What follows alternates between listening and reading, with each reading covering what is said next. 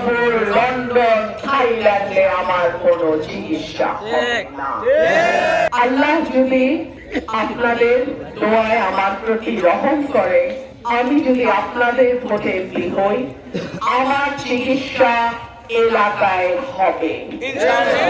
আমি কোন Bangkok, Singapore, London, থাইল্যান্ডে আমার কোনো চিকিৎসা হবে না।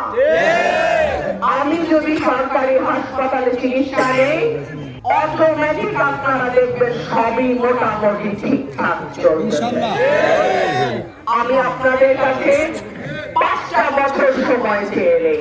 যদি আমি আপনাদের আশা পূরণ করতে না পারি, আপনাদের দরজায় আমি আর আসবো না। আপনারা তো এই এলাকায় এমন এমপিও আছে যাকে 7বার 8বার সুযোগ দিচ্ছেন এবং উৎসাহ হয় না।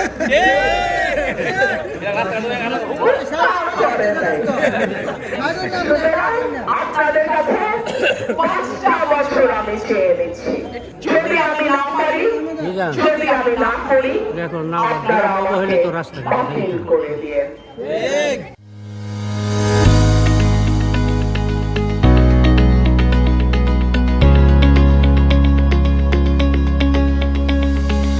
আমরা যে জায়গায় অবস্থান করছি সেটা মান্নান শাহ রহমাতুল্লাহ আলাইহির মাজার।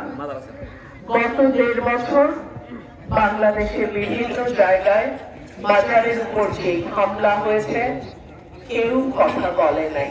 আমি বলছি, আপনারা শুনেন নাই?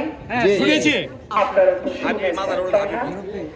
আমি কোন মাজার, বাউল, আল্লাহর রাস্তায় যারা কাজ করে তাদের কারোর উপর কোন নির্যাতন সহ্য করব না।